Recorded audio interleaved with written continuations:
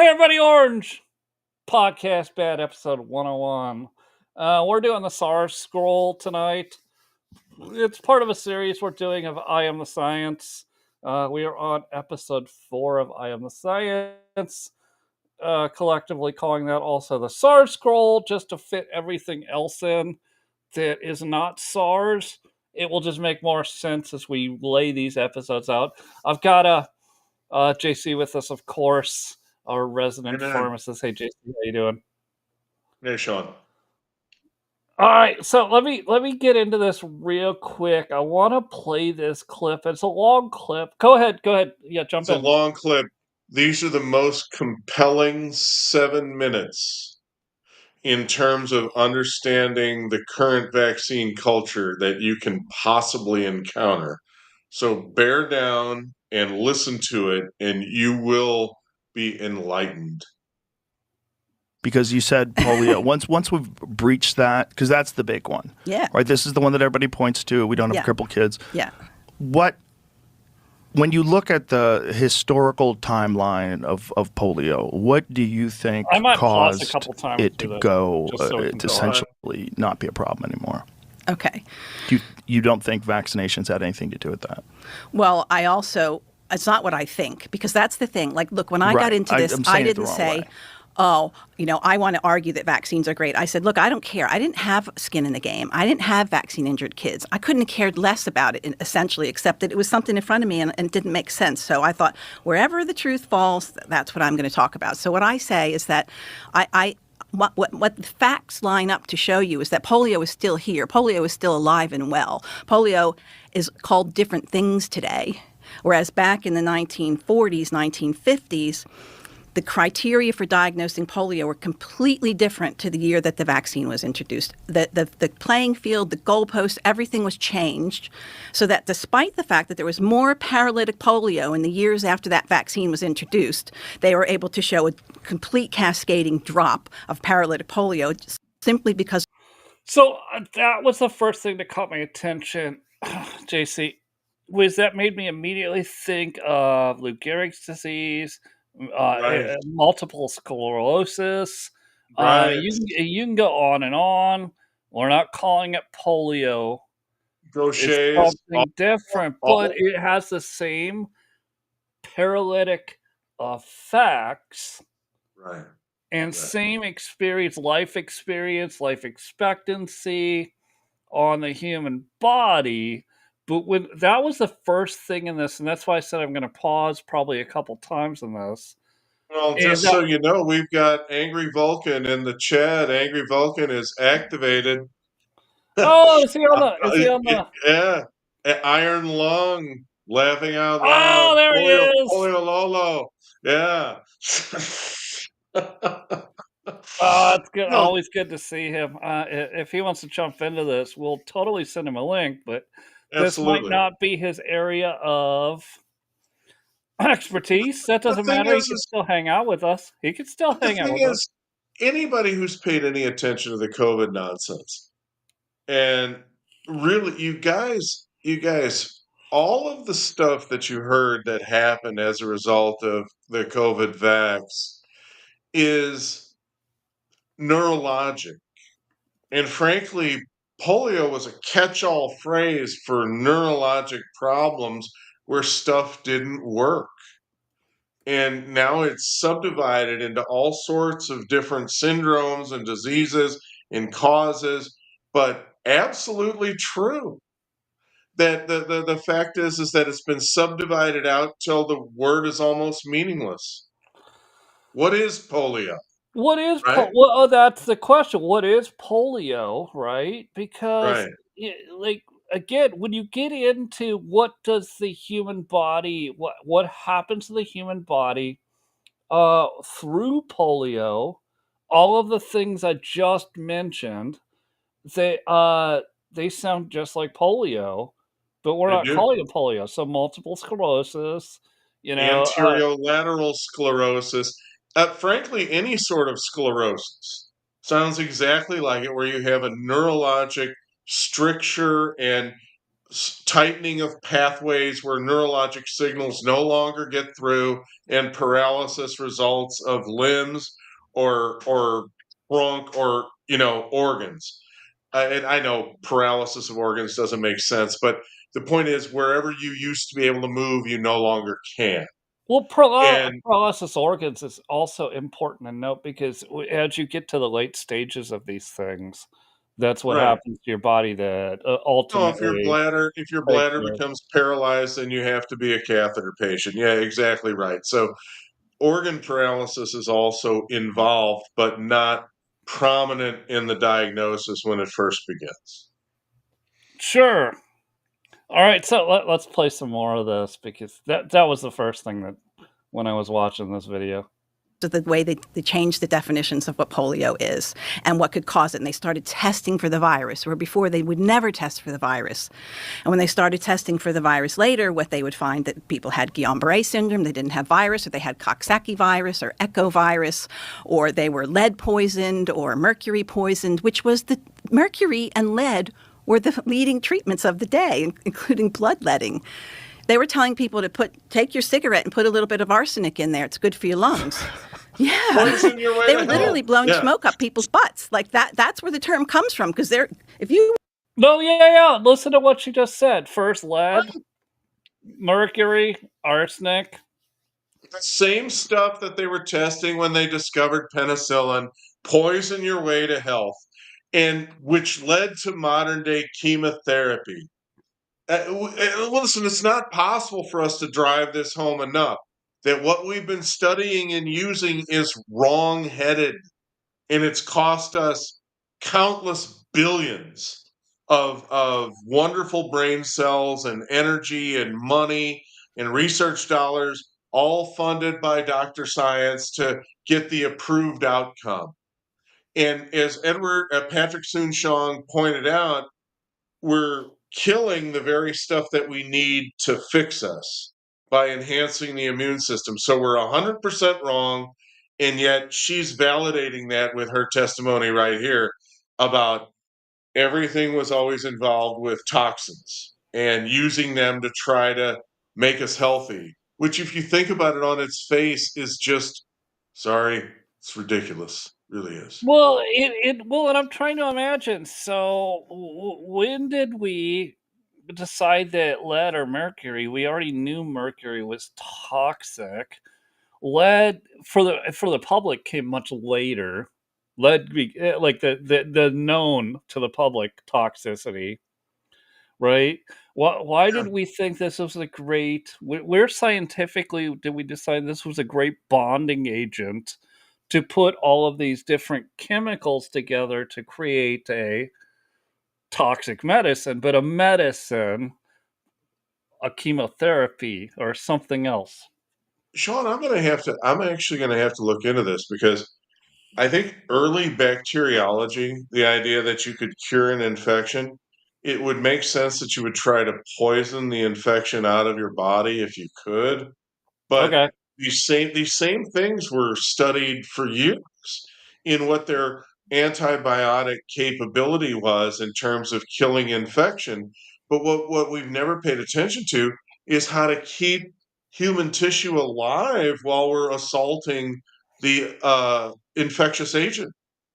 And you know what? And you asked me a question, and I honestly don't even have a speculative answer as to when this started. I guarantee you it probably started with the British and, way back when, as the history of Western medicine. But I'm going to find out, and I think with AI, we probably can find out if we ask the right question is, when was the first study of arsenic done to find out if it killed bacteria? And let the compendium tell us, without having to dig through a bunch of reference books. No, yeah, and I totally agree, and I think that's a rabbit hole we should go down. And I Yes. think it's an important one. Well, no, it But if becomes you look at increasingly it, important when you realize that the very stuff that she's talking about in those 6 petri dishes that I described in that British lab when penicillin was discovered by accident, the other plates, the other petri dishes, were filled up with the same shit that she's talking about right here. It's all we were doing. Mercury, lead, arsenic, all of these things. Which one has the best capability against this agent? It doesn't matter. It's going to kill you if you take it.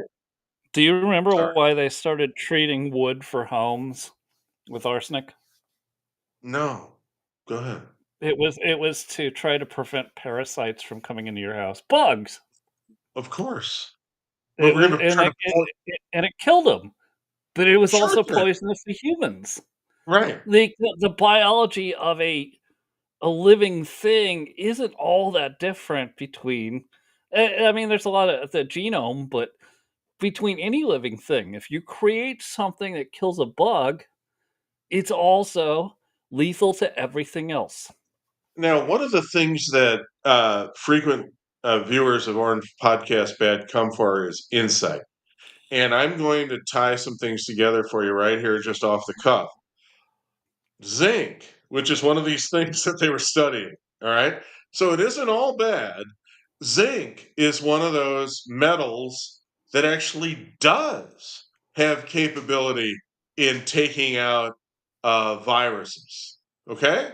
Because if you have sufficient zinc stores in your cells, you effectively will not get respiratory viruses because respiratory viruses invade and then they try to make copies of themselves.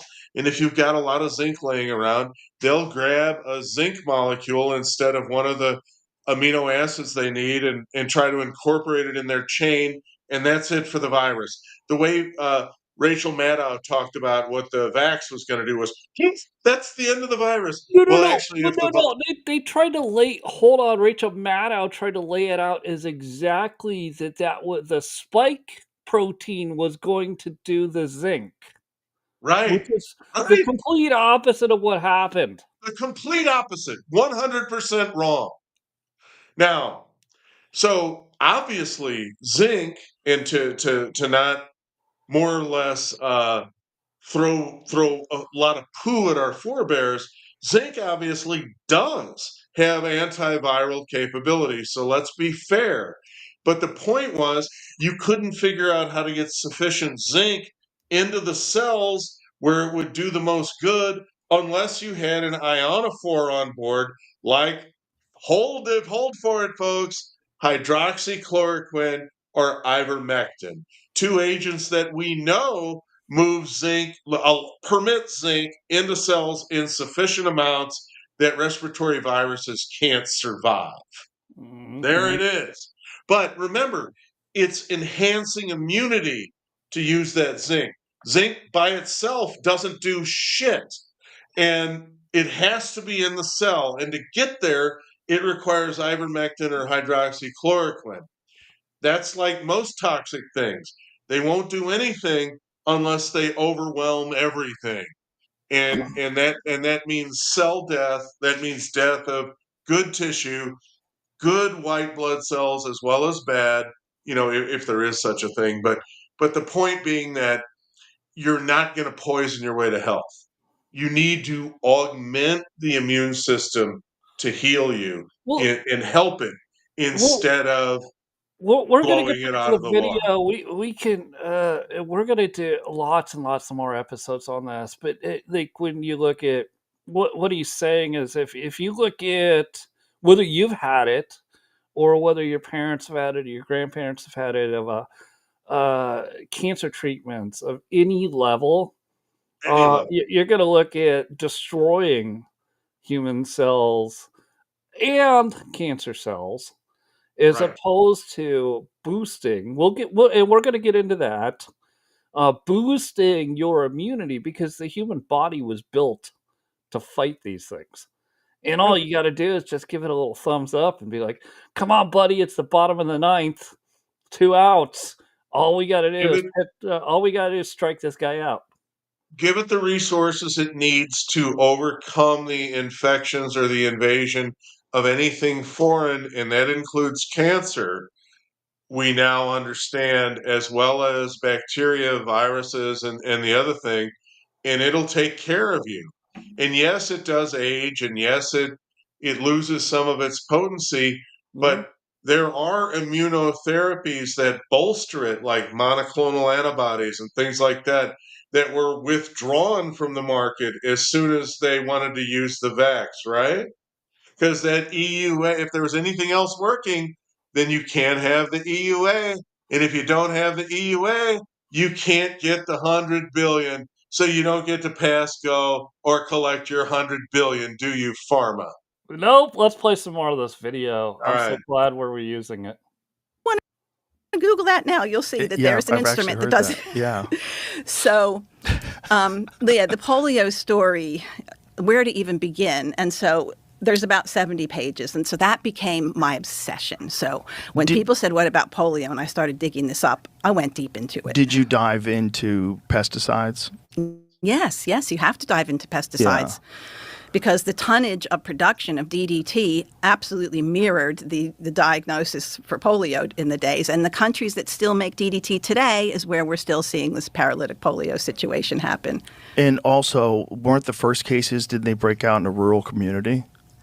The first cases of polio, yes. In the United States, paralytic polio. Yes, it was out in the countryside. Well, and that was probably more because of the sheep and cow dipping. So arsenic, you have to look at arsenic, you have to look at the mercurials, you have to look at the calcium arsenate, lead arsenate sprays that were put on trees. But what you're talking about in particular, they would call the cow disease. They'd go out in the family, when you would go to the house, they'd say, all the kids have the cow disease, what the cows had before. Well, what were they doing? They would have these trenches. You talk to farmers, even today. Oh, yeah, we had trenches. We would just walk them straight through, and I'd be soaked with this stuff by the end of the day. Oh, my God. Yeah. So they're basically soaking and bathing in arsenic, which is great for killing fleas and ticks.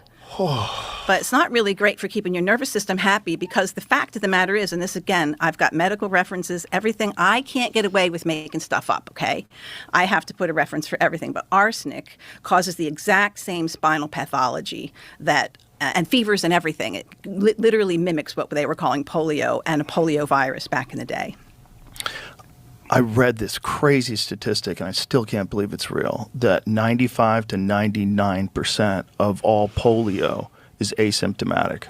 That's exactly right. So polio virus is what we call a commensal. Just like you have staph on your skin and strep on your skin, and it actually serves a purpose. It keeps other microbes in check as long as you don't get a cut and have not a good immune system to deal from the inside out. So polio, the reason I can say that polio is a commensal is because, again, there are medical studies that showed that people who dared to get on the edge of some of these wild native tribes down in South America or elsewhere, but in particular I'm talking about South American tribe called the Javante Indians. So the Indian Health Service got to the edge of it and bargained that they would get some stool and some blood from the tribes so that they could test it for polio. And what they found was 98 to 99% of every person they tested, and it was hundreds of people, had evidence of immunity to all three strains of polio. And they said to them, well, where are all your crippled children? Where's your short legs? Where are the people that died of respiratory failure? And they were like, we don't have any of that problem. What are you talking about? So it was well known. Could it possibly be that whatever you're calling polio evolved and became less powerful over time and more contagious? That does happen with some viruses, right? Most viruses in nature don't become more problematic as they go through the human system. They become less problematic. Remember the whole COVID thing. Like in the beginning, people were getting super, super sick. It wasn't as contagious, but it was more virulent. And as it attenuated into the human bodies, it sort of kind of fizzled out a bit. And then we got the Omicron, which was less.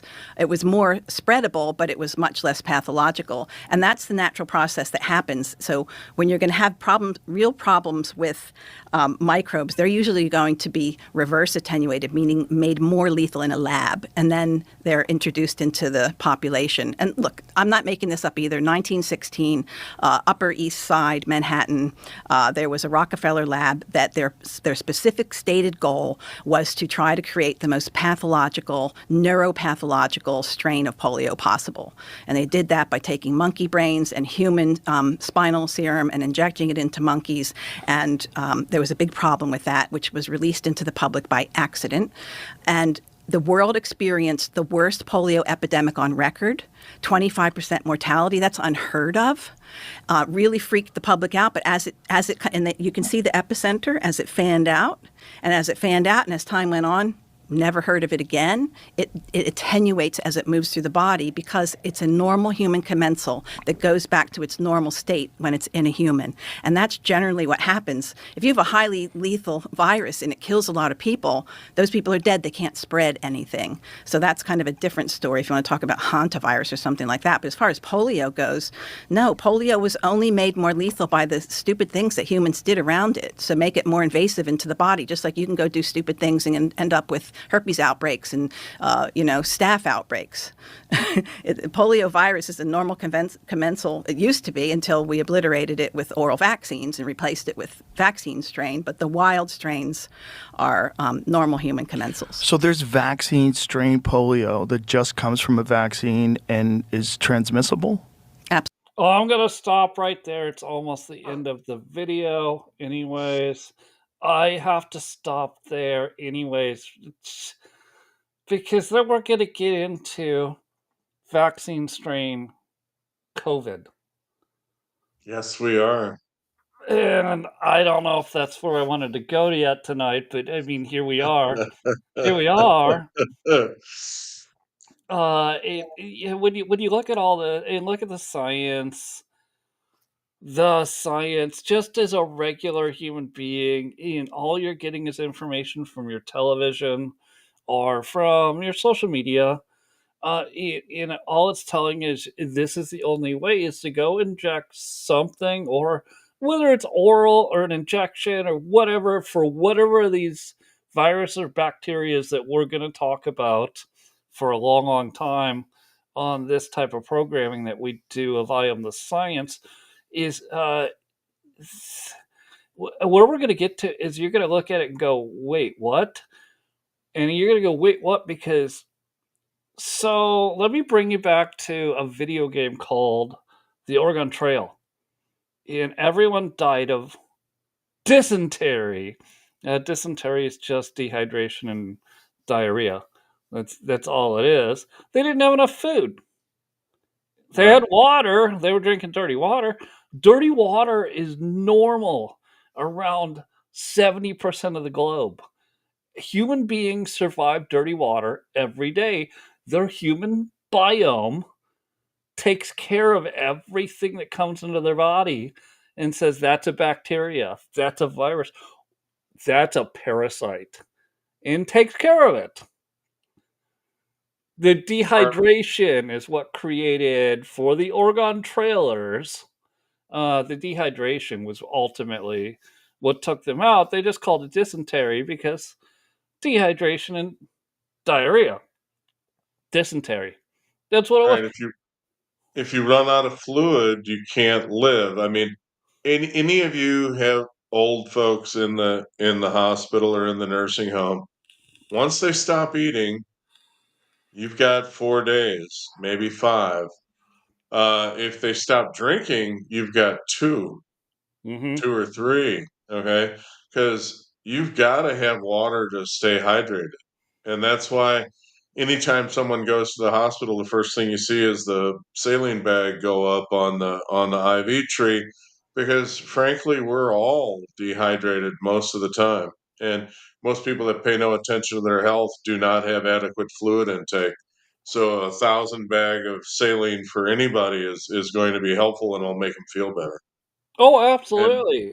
yeah, That's typically the first thing that happens. And first thing that happens, all of a sudden, in 20 minutes, they feel great. much better, right? Why? Because their body all of a sudden can start doing the work. For any of you that are paying attention, if you have a 28-ounce Gatorade, it'll do the same thing. You just need to drink it. And most people most people won't do it. And I know the elderly get dehydrated and they don't want to drink anything because they think they go to the bathroom too much already. Mm. Folks, tough it out. Go ahead and pee. Just make sure you get your fluid. All right. Oh, wait, what Angry say? How I learned I wasn't drinking enough water was I was sore in the morning. Sure, Yeah, in the of morning. course. Yeah, Yeah, that's right. That's right. of course. All right, Or so and just personally, uh, laying on the couch watching a sports game, if all of a sudden you start to get a little bit of cramping in your fingers or something like that, that means you need to have at least a 12-ounce Gatorade. You need some electrolytes or something. You're a little bit dehydrated, and because you don't normally cramp just for no reason. Oh, it's just a cramp. I'll forget about it.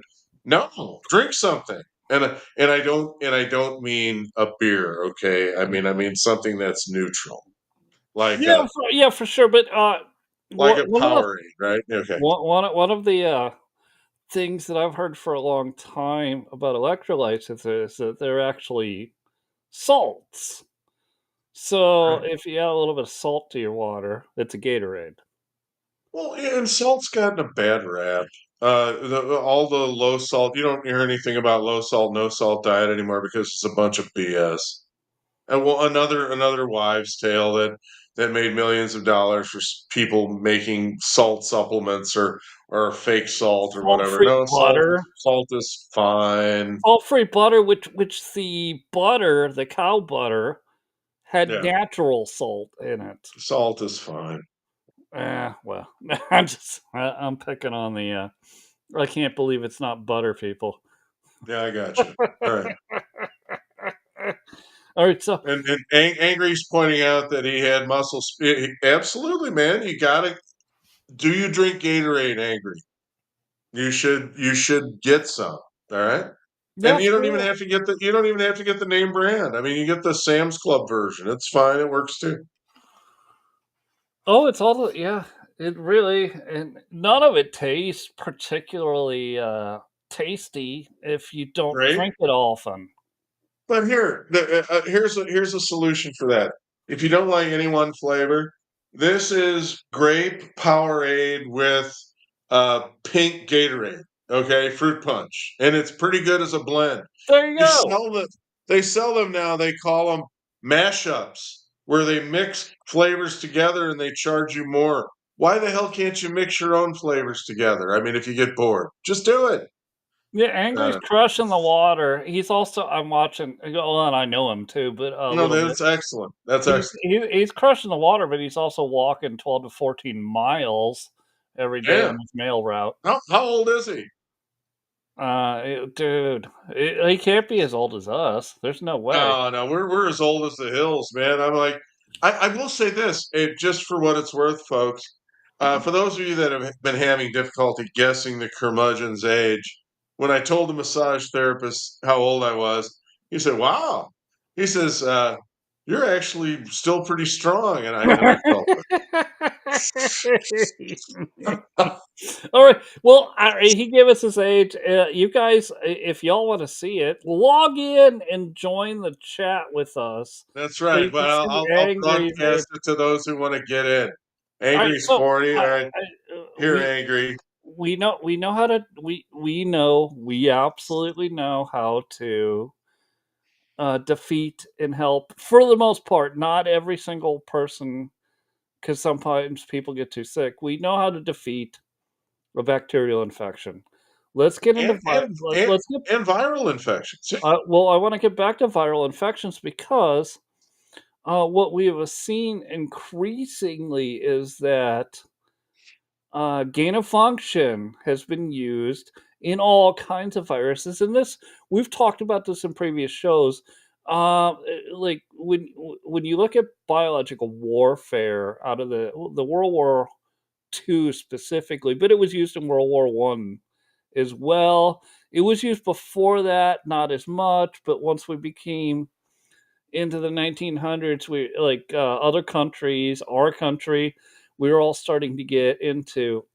Well, maybe this is a way we can, use a show of force and say we have this ability to do this, just like other awful things we did with like napalm and anthrax. With anthrax was actually it was a it was biological. It wasn't a virus. It was a bacteria that Right. we strengthened, and Yes, we gain of function. we Yeah. used gain of function on a bacteria, which is banned worldwide right now, and it should be. But I want to get back into just gain of function specifically, the whole idea that you would want to try to produce, it doesn't matter what country you're in, try to produce the next world's pandemic so that you could create the cure for it is curious, I would say, to at least 60% of the world. Like Uh, why would you try to create that? Because Curious. it's Let's not. call it what it is. It's bullshit. All right. Well, but it would never. You and I, as reasonable people, would look at this and go, "This would never happen in real life Right. if it wasn't man-made." So And why are we doing the it? human body could probably handle whatever you're claiming is a bat virus, and I'm going to call bullshit, but let's just, for the sake of words, you call it a bat virus. And I say, well, it's not even a transferable bat virus to human virus. And no, a bat did not have sex with a pangolin in a wet market, and then someone ate something, and then the world got infected. That did not happen. Okay, that was a laboratory accident, and the little Wuhan lab was studying the same shit they were studying in the Ukraine, and The same as shit we that started in North Carolina, at the as University of we North were Carolina in Raleigh. absolutely, and as we revealed on our last show, for those of you that missed it, you need to go back and watch it. Western nations were spending millions of dollars on PPD supplies for COVID-19 in 2017. Now, how in the world were those governments so prescient to know that they would need COVID-19 preparedness before anyone even knew that COVID-19 existed? Are Western governments that smart? Or do we now have the answer as to why the Germans and Justin Trudeau were snickering at Trump at the 2018 World Economic Forum as he mentioned that we're never going to be socialist? Well, look what we're going to do to him, and he doesn't even know it. Yeah, yeah. Screw those I guys. just threw the chart back up on the screen, on the main viewer screen for all our viewers. The chart is there. If you're listening in just audio only mode, I totally get it. But yeah, you're talking like 17 million. Like you're gonna want to look at this list. This list just goes on and on and on. If I sound bitter about this, I want you all to understand from a personal perspective. I'm actually a pharmacist. I was trained, I worked 29, 30 years in the field as a registered pharmacist, thinking that I was helping cure people. All right. The people at the top clearly had no stake in curing anybody of anything because sick people is what makes them money. And this was industrial strength making people sick on purpose. And I cannot even express the contempt that I have for people that would plot something like this, much less execute it, much less ridicule the head of the US government for calling them out in a world situation because hey, we got the drop on him.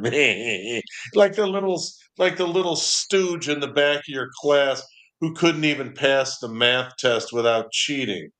And hated the jock or hated the alpha male. Screw you guys. I mean, honestly, I seriously want nothing to do with Europe. Sorry. I mean, if there's Europeans watching us, tough shit. I honestly, you guys are done. All right, look at what's happening to the UK. You guys are finished. I don't want anything to do with you. I think we need to have an alliance with Russia. So you call me a Putin lover, whatever you want to call me. You guys have had your day. Just get out of the way. Anyway, there you little editorial comment. No, well, I got a lot of places I could go from there. Yeah. Where I'm going to choose to go is, if you look at this and you realize it was internal, shouldn't Yes. even the most liberal, the most progressive socialist be mad that we created something that potentially killed hundreds Yes. of millions of people? Yes. Shouldn't they? That's the question.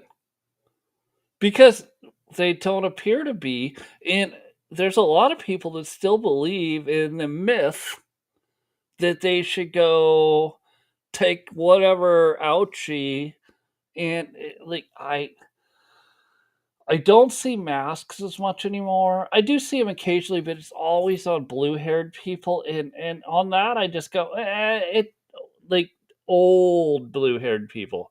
They go, all right, all right, all right, all right. They totally were convinced by their TV, but they also might have some underlying health condition that they're dealing with, and so they're like, I'm gonna not gonna risk it, even though the mask won't work for them, but it makes them No. feel more comfortable, and that's okay. I think that's okay that let them feel more comfortable. I don't really give a crap. I just want the sign. I just want the thanks, Dr. Fauci signs to come out of their yards. Right? But they don't. No, no. They I think Doc Science is a hero. I drove by a protest a couple days ago, in a town not far from me, and it was still well, it wasn't kill Elon this time because like They've given up on him. Yeah, they've last given No up. Kings protest. I swear to God, there was kill Elon signs out. Kill Yeah. Elon, in Doge, but I digress. So but it was still the same hateful things that people were. They had on their signs. I drove by it's about the same every crowd that they get a protest for. It's like maybe 20 white women in their like late 60s to late 70s, so that age group, all hanging out, holding signs, having a rally, having a good time. There's 20 of them, mind you. There's And, something and, and their protest signs are just retarded. Like there's it, something ridiculously positive about this if you look at it from a different perspective. mhm. These are the 60s radicals. That's who they are. And this is Yeah, how old they are now. They're yeah. almost gone. They're almost gone. But what they've run out of is the frontline troops to be the muscle. They've run out of blacks.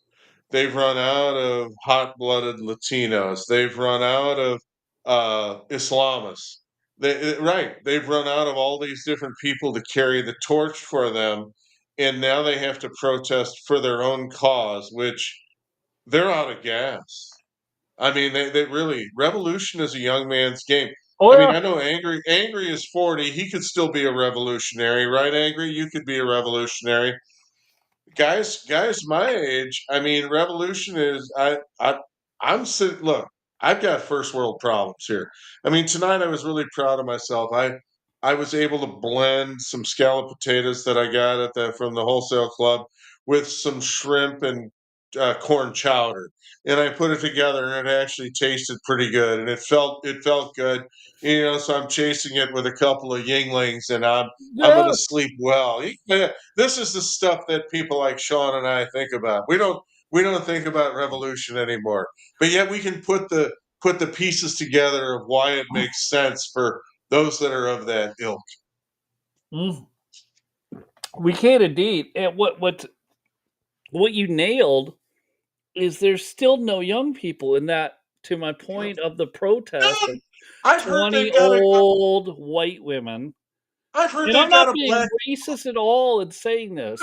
No, 20 I've heard they've old got a white women.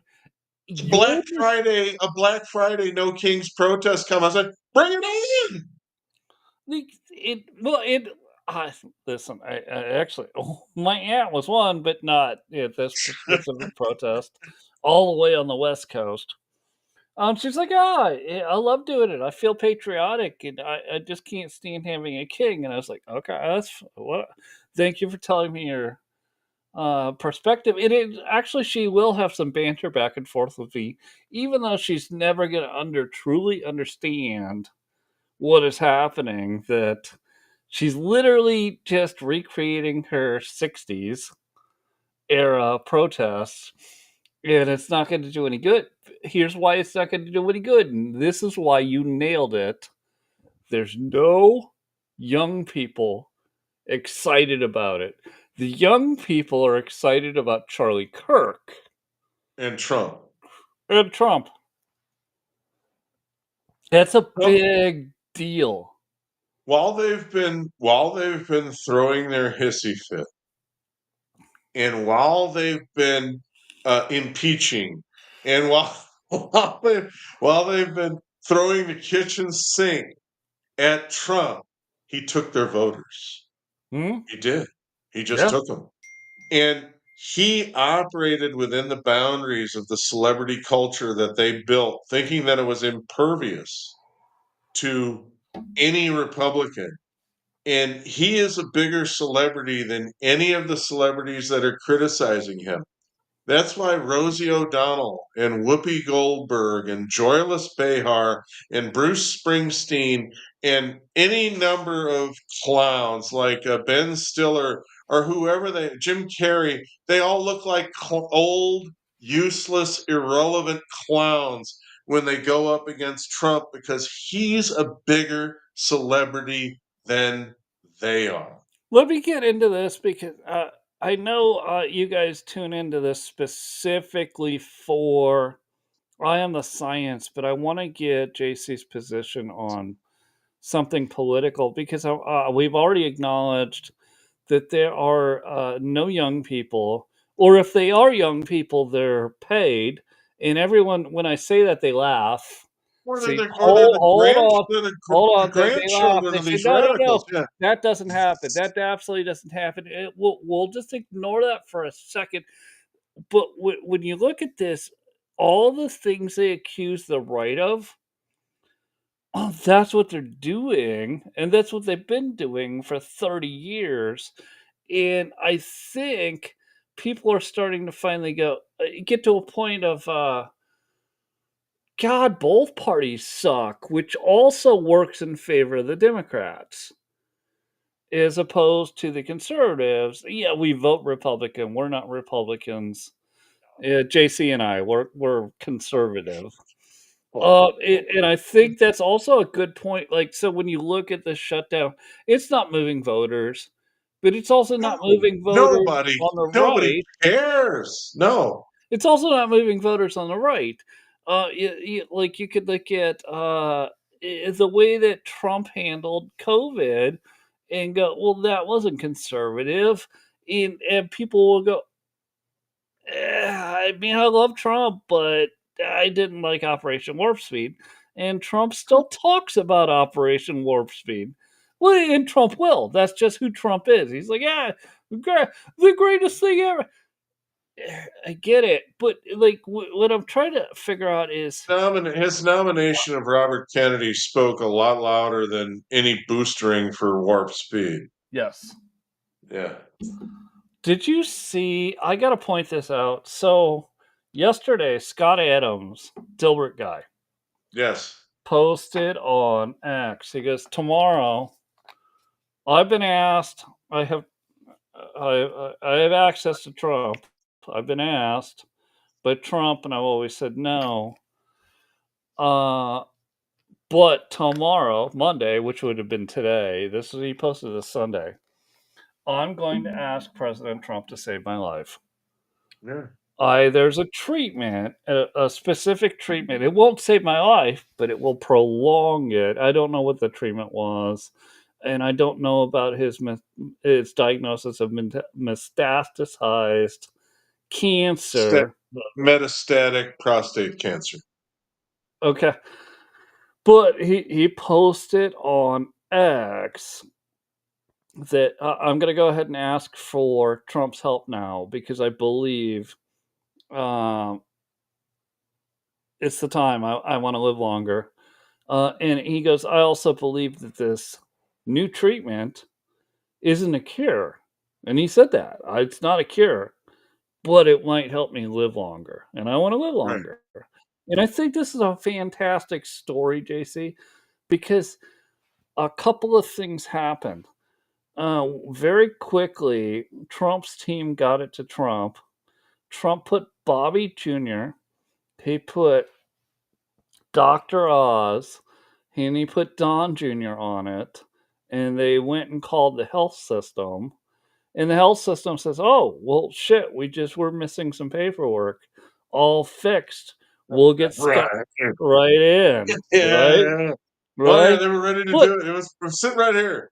so, well, first you got to look at that and go, well, that's really fantastic how quick Trump can work. But then you got to look at the healthcare system and go, why? He already said he was on the schedule like 3 months ago. Why? Okay, Shaun, why do you think Luigi Mangione became a rock star? It wasn't just because he was good looking like the Menendez brothers, right? How do you get politics out of healthcare? You you absolutely stop government from acting like their insurance.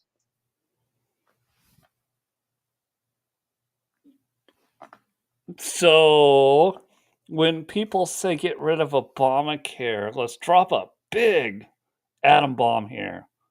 You just do it. You don't even have to have a plan, and It, then it, let it the should, private sector figure it out again, like they did before Obamacare. Shaun, it should be done tomorrow, right? The impasse for the legislation for the shutdown is we're not going to continue without these subsidies for Obamacare. And what the Republicans should say was, look, we've told you this forever. Obamacare needs to be repealed, and right now we're just going to do it. And then the government will be open because there won't be any subsidies. Well, And just, I see we have some listeners. To those that listen to this or listen to it later, I need to explain something. Is this whole idea that Republicans don't have anything to replace it isn't true because Republicans don't want to replace it with government. right. It should be replaced with the market. Yes. And that's it. And it will self heal quickly because all of them are going to want to stay in business. And let me add, with the levels that these deductibles and co-payments are at, Whoa. it's a no-brainer. In fact, any health insurance company that's worth a shit could offer identical coverage to this, and then then the deductibles and everything would go down precipitously Dude, because they can manage the network so much better than the government without administering a welfare program that everyone would be so much better off. It would happen almost overnight. I gotta tell you this. So I'm a 1099 contractor, and for those of you who don't know what that means, I own my own business. I know what it It, means. not everybody does. So I don't. Uh, I'm not taxed through a paycheck. I don't get a W-2. I file taxes differently than you. I mean, it's the same. We're still paying taxes, but to be clear, so I've been getting texts lately because open enrollment is up, which is hilarious. In the open enroll, like they'll text me be like, "Hey, would you like a quote from open enrollment?" Which open enrollment basically is Obamacare. And then I'm getting texts from private health insurance companies, and they're like, "Yeah, dude, uh, $200 a month sound good to you? yeah, Here's the deductible. Here's the cap. Here's this." The total difference between the two markets is astonishing once you astonishing. take the government out of it. And I get those texts, and it's so annoying because I get so many of them. But whatever, at least the market's still there. That it's so unbelievable when I say the people are whatever on X or Facebook or TikTok, or I don't really give a crap where you get your social media. They're saying my account or my insurance premium or my insurance payment specifically is going to go from $1,200 a month to $4,800 a month, and I'm like, how? You're 68 years old. Everything you have is probably pretty much paid for, except for your car because you way overbought when you bought your Yeah. car 3 years ago. And I just got a quote via text that as a 1099 contractor that I could get health insurance with a known health issue for $228 a month. What the fuck are you talking about? What marketplace are you going to? Obama.gov? Yeah, well, that's what we know where they're going. It's Oh, we know where they're going. Yeah. But the open marketplace it still exists. We need to It's there. eliminate Obamacare. All of the Well, others, all of the private companies will flood in. they They will. will. They will. They will. And insurance itself is a really derogatory thing. And if you look at what insurance is, it's socialism. Correct. It's a shared common good. And I think people honestly, JC, should be able to choose if they have it or don't have it. And they can Of suffer course. whatever consequences they want. If The we For let them. me, Yeah. the perfect insurance for me would be catastrophic, and that's it, Of course. Right. right? I mean, Shaun, you know when my last visit to a primary care physician was? It was 30 years ago. No, I'm not normal, okay, by any stretch of the imagination. Most people who know me know I'm not normal.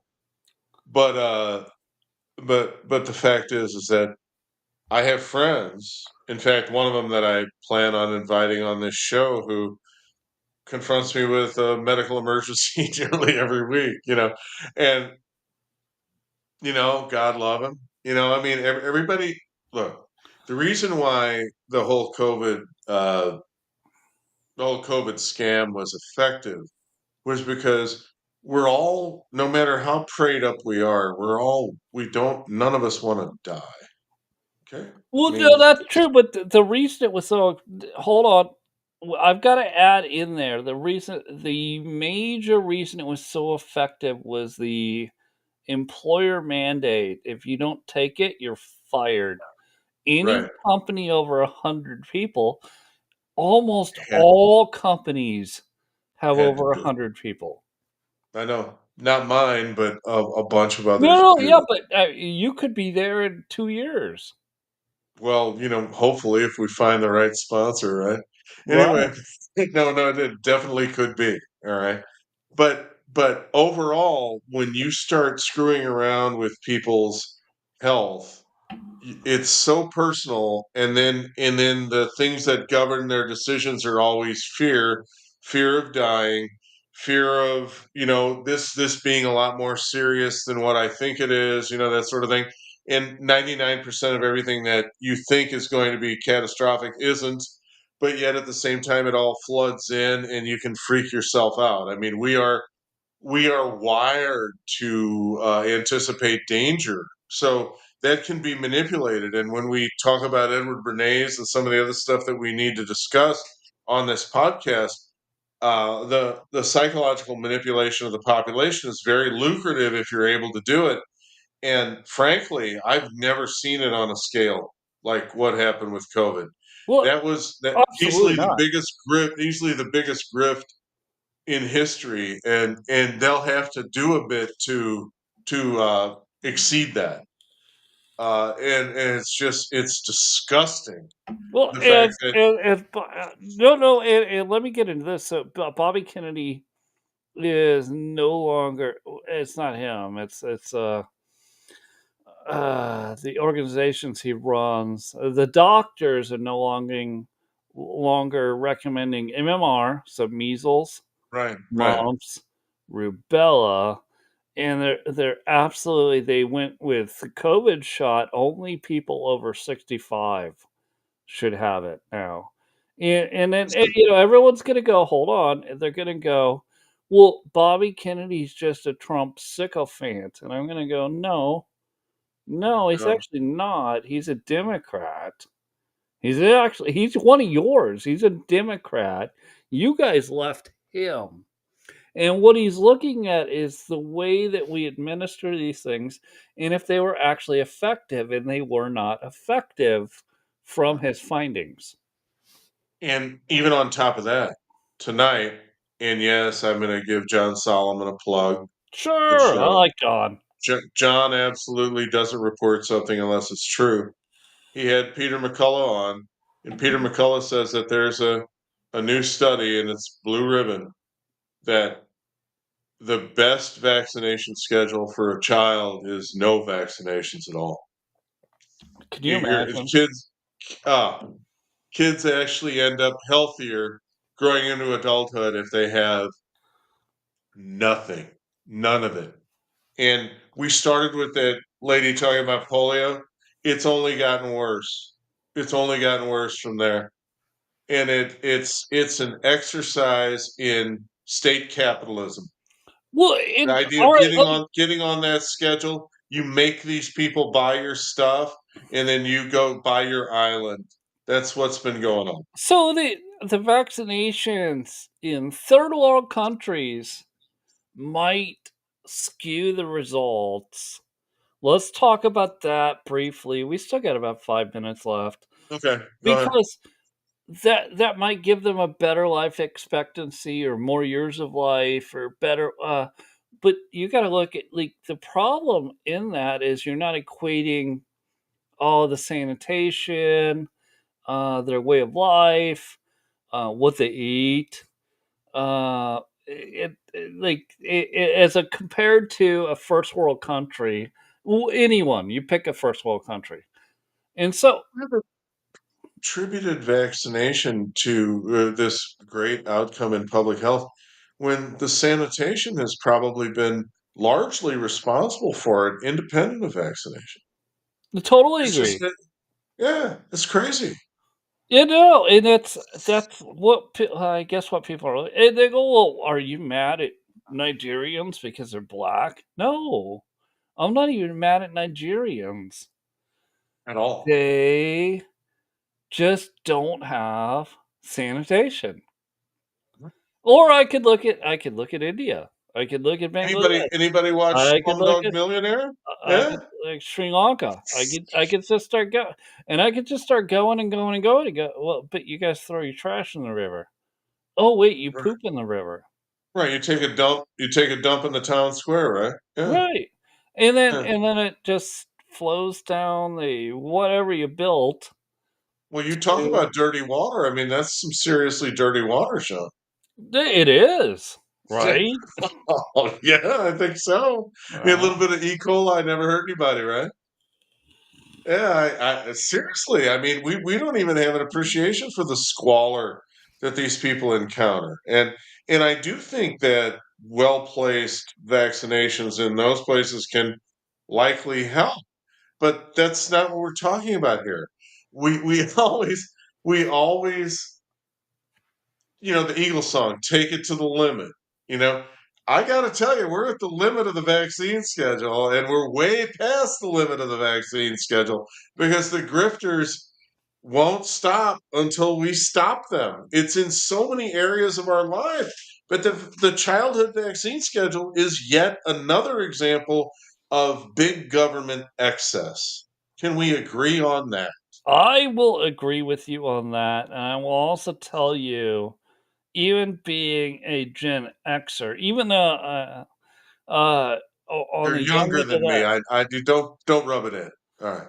what I'm going to tell you is even then we still did not do vaccinations at that point. We did a few, but we went to measles parties. We went to chicken Inbox pox parties. parties. So we could all get what? Herd immunity. Right. Anybody hear the name Scott Atlas? Herd immunity. Oh, that's the last time I heard about anything like that. I'm obviously somewhat older than you, but at the same time, I remember when rubella, the German measles, was a big deal, and I actually remember going to grade school, and there was a big presentation about how we were all going to get this, and they had like the vaccine gun, and I got it in the arm and whatever. Obviously, I don't think it hurt me at all or whatever. Or it was a big deal, but I can't imagine I've had more than 10 vaccinations my entire life, and I've told you I haven't had a primary care visit in 30 years. Mm-hmm. And you can say, well, you look like crap or whatever, but I don't think I'm any the worse for wear for it. All right. And preventive care doesn't save anybody anything. It really doesn't. And there's no study that can prove it does dick. And I've operated by that. I'm like, why not just save the money and wait until something's wrong? That's the most effective way to treat what you've got. Yeah, if it hurts, ask for help. If it Right, doesn't hurt, right. And I mean, you can even listen, like anger, you can even ask us. We'll tell you. I help people all the time. I mean, I've never practiced pharmacy better than since I left the profession. I'm free now to help people. Anyway, absolutely true. I mean, hydroxychloroquine, ivermectin, COVID. Yeah, I'm your guy. Okay, I mean, we'll give you the truth. We'll tell you what's going on. Absolutely. And you actually have on a couple of these episodes, and so it's not for everybody either. You got to get your immune system dialed in. That's right. That's right. And I mean, you could even be a podcaster who has ear blockage, and you could talk to me about it, and we might be able to devise a treatment plan. At least I think we could. Absolutely.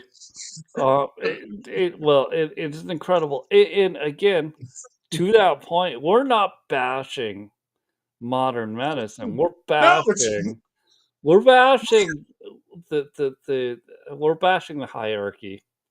modern medicine is miraculous. Yes. Western medicine has made incredible advances that have made so much of our lives easier. But as usual, when you find something that works and you introduce government money, we go well past the point of diminishing returns to the point of profiteering and piracy. That's where we are. I'm going to close it out with this because you are 100% correct. But I also want to close out in if you're manufacturing the thing that you need to make a medicine for, the Western world is going to finally get you. That's all I'm going to say about that. Not a threat, but you will in history be seen for who you are. Yes. And I will be happy to expose you. Oh, we're going to continue to do that. Let me close this one out. We're at the time. We got to go. Man, crazy show. Thanks for pulling up on Monday. Tomorrow, we're going to do this awesome town. That'll be fun. Casey, you should join us.